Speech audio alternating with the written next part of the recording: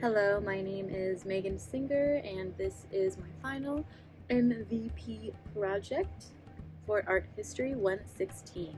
And one I have decided to choose today is by Frida Kahlo, the self-portrait on the borderline between Mexico and the United States.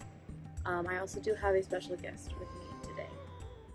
Frida Kahlo was inspired to paint this just from her experience of being homesick and miserable from traveling back and forth with Diego.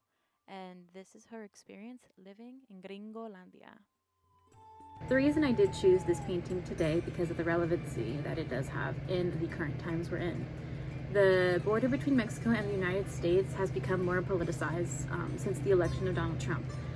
And this painting at the time was actually traveling from his private collection in New York to the Philadelphia Museum of Art for an important show on Mexican modernism after the revolution. During the time, this painting was also highly relevant to the decade in which it was painted in terms of North American fascination with all things Mexican. Frida Kahlo's self-portrait on the borderline between Mexico and the United States was made in 1932. It is a self-portrait of oil paint on metal, and it is 31 by 25 centimeters, which is considered smaller scale compared to Diego Rivera's work, who is, Diego.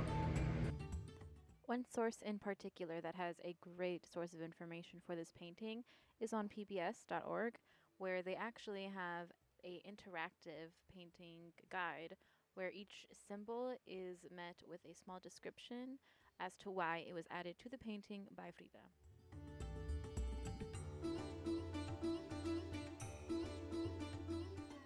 Some of the symbols depicted on this painting represent a great, long, deep history of Mexico and the United States.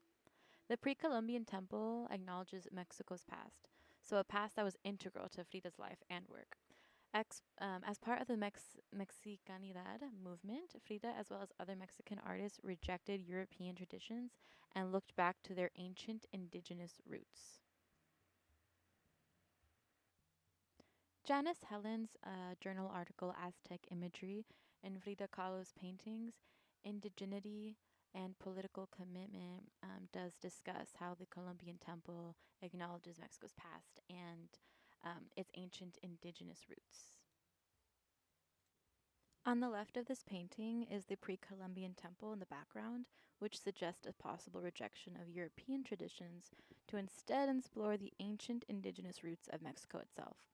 On the right of the painting are the steel skyscrapers, which are smoke belching smokestacks surrounding and alien looking machines as well surrounding, which could be interpreted as depicting an industrialized United States that is just cold and unwelcoming.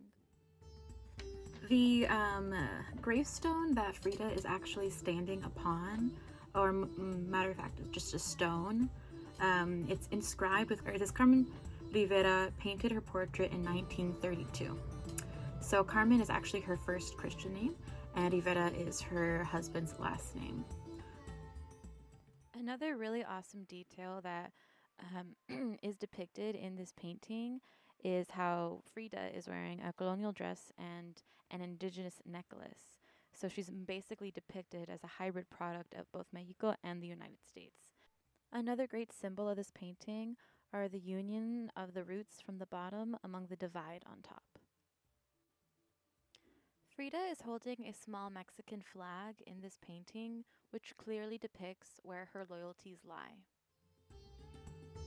In this painting, Frida Kahlo was using her experience of traveling to the United States with her husband Diego to produce a powerful commentary on the unequal relationship between the two countries on either side of the border, which she was straddling in the painting. And her small-scale and intimate painting clearly problematized the relationship between Mexico and the United States. So it's nature versus manufacture, life versus death, dream versus reality, etc.